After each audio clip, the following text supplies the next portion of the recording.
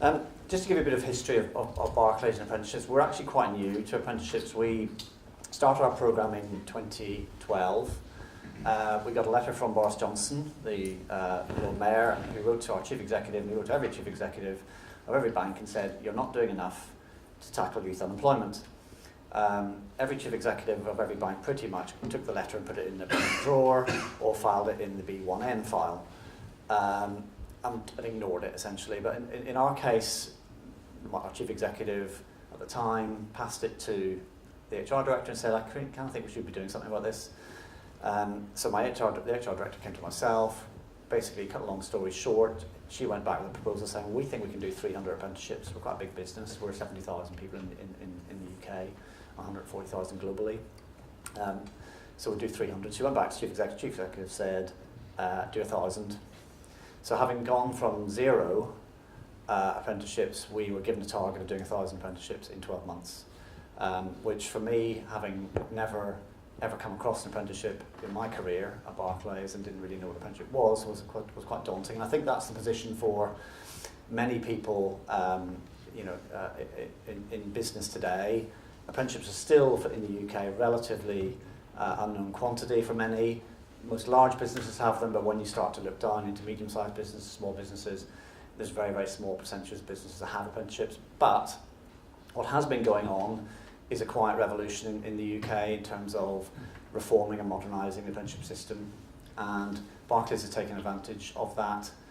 We've been involved in it, in the sense that we've been involved in designing the new standards that we're going to have in our right across our sector, working with all the other banks, but also we've taken advantage of it in terms of the type of talent and the type of people we're bringing into our organisations, and somewhat selfishly, the support we can get from the education system and the funding we can get from the government historically and moving forward.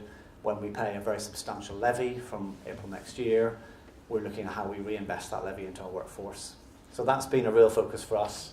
So today we'll cover off the reforms very quickly, our experience to date, and then how we're working with businesses to support them, if you like, to access knowledge about apprenticeships and access apprentices themselves.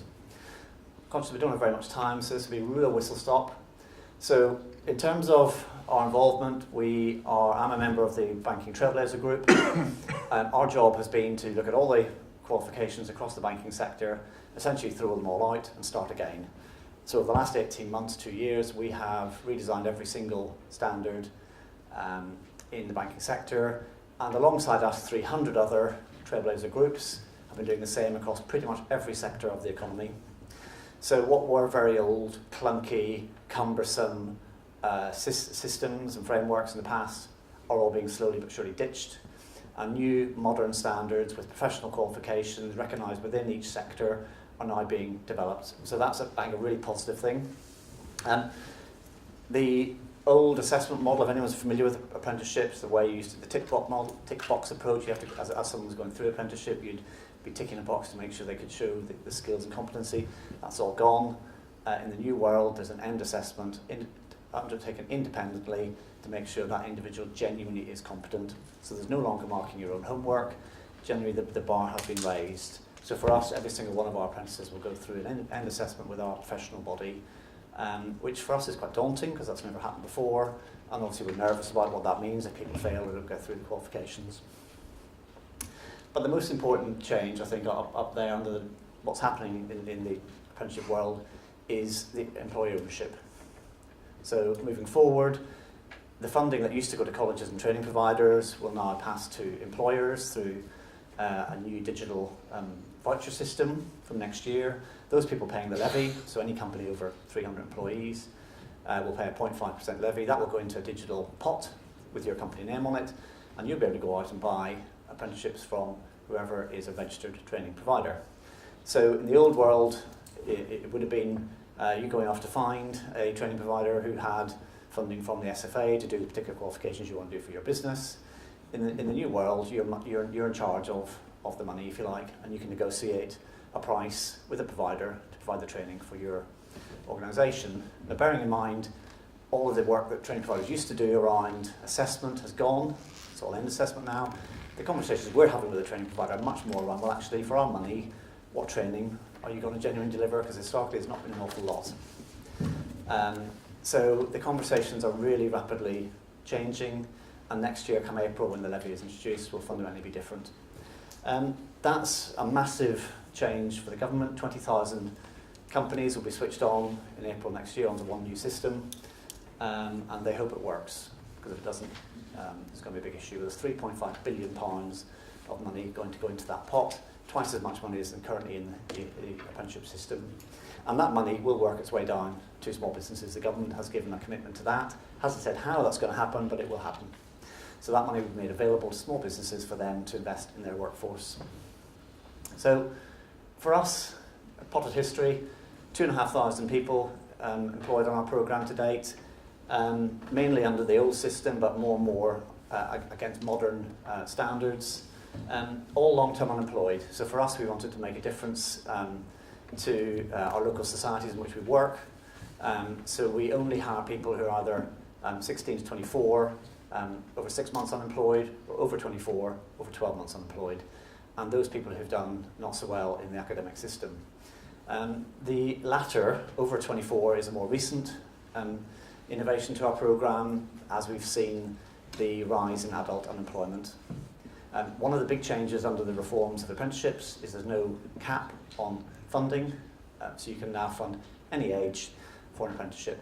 Historically it was 16 to 24, hence why apprenticeships historically have been very skewed towards the younger end of the market. So in the last 4 to 5 months we've hired over 60 older apprenticeships. The oldest apprentice we have is 59, and allows us to make a difference to a growing adult unemployed group who are struggling to get back into work. Most of those are female, not surprising, because they're caring, have been caring for parents or children. So for us, that also helps us tackle a gender challenge that we face in the banking sector. Opportunities, therefore, that we see through the reforms that are happening. Diversity and talent acquisition. By being able to go out and find any age from very, very diverse backgrounds, what we've seen in that 2,500 is a far greater blend of talent than we would have done had we gone just into the school leaver market or the graduate market. The graduate market, not particularly diverse, and what we were seeing was increasing our workforce getting less and less diverse as we focus more and more on entry-level jobs going to graduates. So we still do graduate hiring, but what we've done is balanced it up with a much more diverse group of people, initially young people, but now every age. And that has improved the number of people with disability in our organisation, number of people from ethnic backgrounds, number of people from disadvantaged backgrounds. So all of those things have improved. We have been very keen to make sure that when somebody comes in, the 2,500 people, they have somewhere to go. So they don't do their apprenticeship and then it all stops. So we've built a number of new progression paths using the new Trailblazer standards that have been developed for our sector.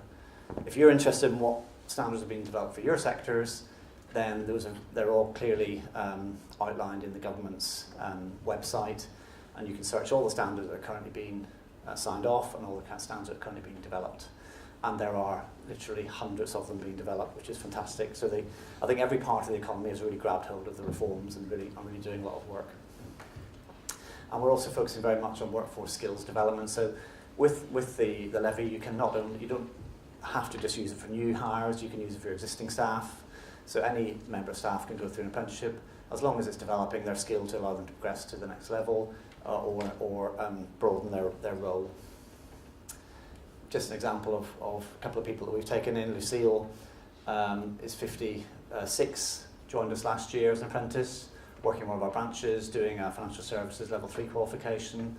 And at the very bottom end, we've got a young lad who was homeless in Liverpool, who had no qualifications whatsoever, who's done our apprenticeship and is now one of our advisors in our Liverpool telephony centre. So you can kind of see apprenticeships work for everybody. Very, very quickly, the apprenticeship pathways we've developed, the vast majority of people come in a foundation apprenticeship, they move on to, are able to move on to a higher apprenticeship, which includes our degree apprenticeships. So we now offer degrees in IT, and we also offer degrees in leadership and management. IT is with Manchester Metropolitan University, and leadership and management is with Anglia Ruskin University. So we're getting people coming in with no qualifications and able to develop through into a full degree and a leadership and management role or an IT role in Barclays. And then this year we've had over 20 of our undergraduates who came through our degree programme move on to our graduate programme. So we're developing our own graduate internal pipeline. And finally, the other big benefit of the levy is we can now go to a much wider choice of providers in the marketplace. So this is a range of people we're working with. You can even see we're working with Google on our digital apprenticeships at the minute. We have a world-class digital apprenticeship programme with them, where our learners are joining people in a classroom in Silicon Valley, from companies in Silicon Valley, and learning together.